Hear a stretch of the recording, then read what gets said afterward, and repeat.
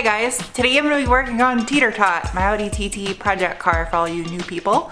And there's a link up above, it'll get you caught up. For the rest of you, the last video you just saw, we're trying to choose a wrap color for the TT. Gloss lime green, but that's the color you are wrapping your CRX.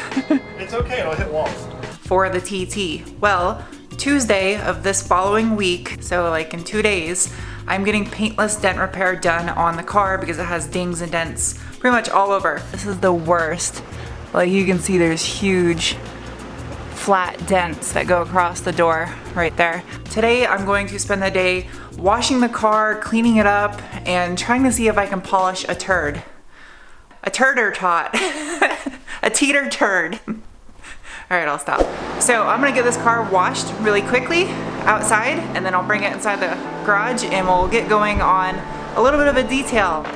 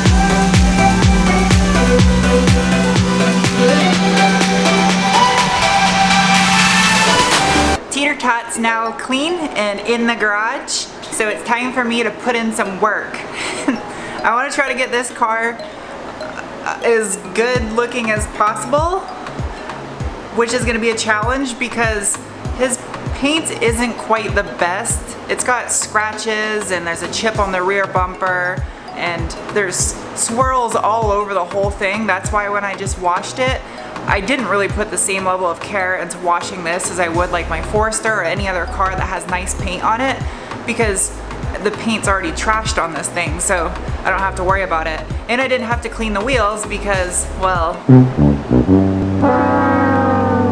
my plan was to have these wheels powder coated. I haven't been able to get that done yet, so, and like my heart is set on keeping these stock TT comp wheels.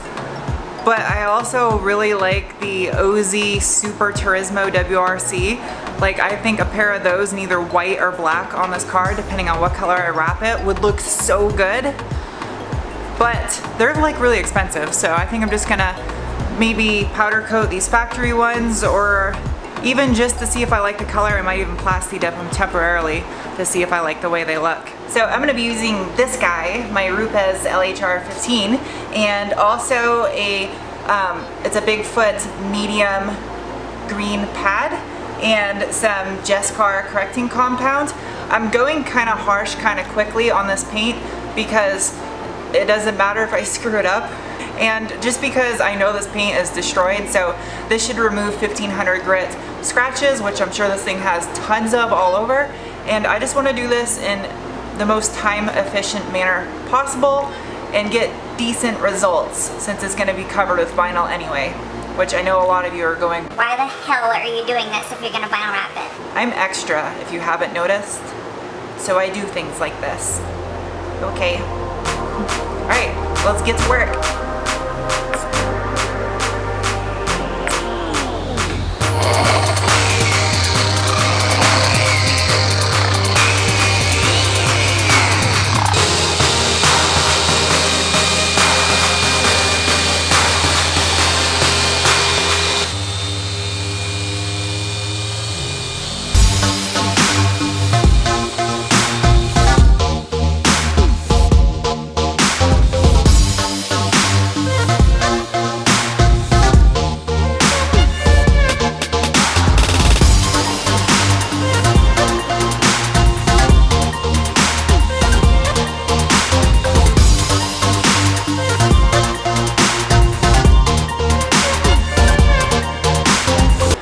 I don't address this right now, there's gonna be a couple comments on it in the comment section below, and a lot of you are probably gonna wonder why I did not clay bar the car first. The reason why I'm not clay barring this TT first is because it comes down to time versus results. The extra time it will take me to clay bar this car first versus the gains in the results from doing so just aren't worth it for me. This car is not going to be perfect when I'm done, and I'm not trying to make it perfect. I am putting forth the amount of effort necessary to achieve the desired results I want, if that makes sense. Yeah? Okay. With that said, this is actually turning out fairly decent for what it is. There's still some pretty serious scratches on this car that are all the way down past the clear coat, and some of them are down to bare metal. But all in all, it doesn't look too bad. One of my favorite things to hit up with a buffer is taillights, because you usually see such a noticeable difference when you take a buffer to these. And I'm just gonna use the same Jescar compound, same pad and everything. I'm just gonna go straight over the taillights and see just what kind of difference it'll make on these faded, dull looking taillights. The other one is cracked, so I'm gonna end up having to replace this taillight because it's a pretty significant crack in there. It just looks like crap.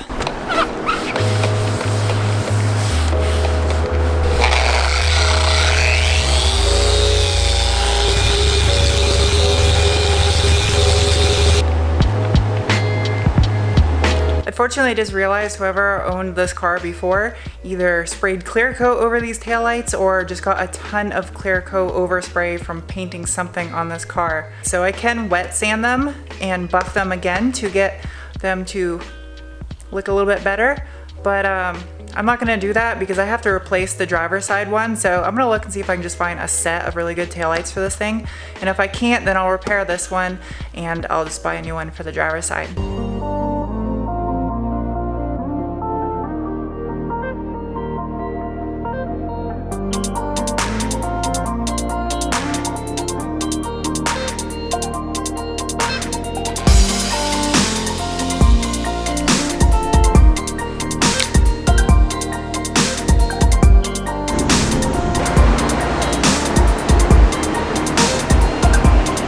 Show you guys a little tech tip, not Tuesday. Unless you're watching this on Tuesday, that's tech tip Tuesday. That's so hard to say. Tech tip Tuesday. Anyway, a little trick that I do to make my wheels pop and stand out. I just can't stand when I see dirty wheel wells on a clean car. It drives me nuts. If you see the plastic in there is all dingy and baked with old mud and gray and crappy looking. I just use some like $3 tire foam spray that you can get any auto parts store. I just use some cheap stuff because it's inside the wheel well and this isn't like a show car. So I use the cheap stuff and I just do inside the wheel wells with it, and it blacks it out fairly decently. And if I had nice wheels on this thing, they would pop right now, let me tell you. Something that's been driving me crazy on Teeter Tot is the wiper cowl plastic on this thing, which I don't have windshield wipers for this car at all. Is so faded. Not even the wiper arms, I have nothing. I didn't have any when I bought it, so I gotta take care of that. All right, now let's take care of this plastic. I'm gonna show you what I'm gonna do. Here it is, trim rejuvenator. Just in case you guys are wondering any of the products that I'm using or like any of the tools I'm using in this video, there's links down in the video description below. I'm not gonna like try to shove this stuff down your throat like, hey, buy this product, you guys should buy it, it's amazing. That's not how I roll.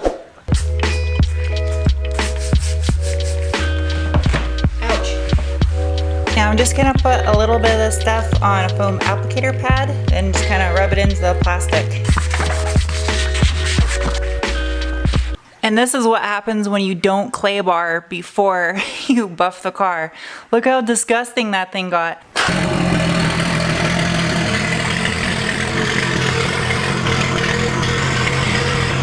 Dude, I'm so excited. It actually looks halfway decent. I just pulled it outside underneath the canopy and he doesn't look that bad. Doesn't look like it's something that you would see sitting on a top of a pile of cars in a junkyard. Not too bad. That's crazy. It's actually somewhat shiny now. This taillight right here, this one has clear coat overspray or something on it as well, but it sucks that it's got a pretty big crack, so I'm gonna have to get some new taillights. There's looks like some stress cracks up here at the top too. And then I'm gonna do something about this TT badge when I vinyl wrap it, because they're originally red around the outside of the letters, but I think whatever I choose to be my accent color, I'll redo the outside of the badge with it. That one's originally brushed aluminum as well. Some of the trim on this car, I really want to be able to play in the brushed aluminum look, since the gas filler cap is brushed aluminum from the factory, and same with the badges. I don't know, I want to do my mirrors and the roof and the roof rails that are sun faded on the car a different color than the rest of the car. And I was thinking most likely I'm going to do the center of the roof gloss black, because I've seen a lot of TTs with the gloss black center roof, and I just think it looks really clean and a little bit more modern too. But I don't know about the roof rails. The roof rails probably just end up being the same color as the car, because I think it'll flow with the body lines from where the back window is. It would look weird if that was also black, because then it would be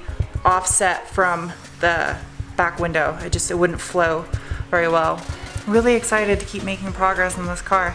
I'm happy it's starting to actually look like a car again. The wheel wells came out so nice using that tire foam. It's a really cheap trick that works pretty good.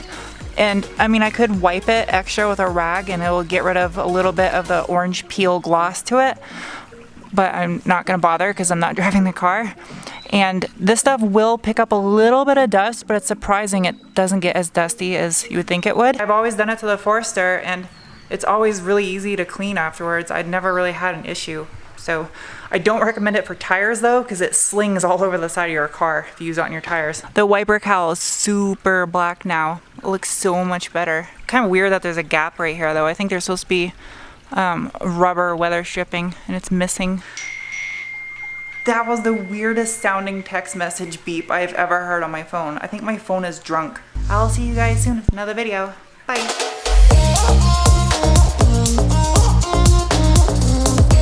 For those of you that want to see some more content on Forester Gump, don't worry, I have some parts coming for Forester Gump, so there's gonna be a Forester video here coming soon. You're welcome.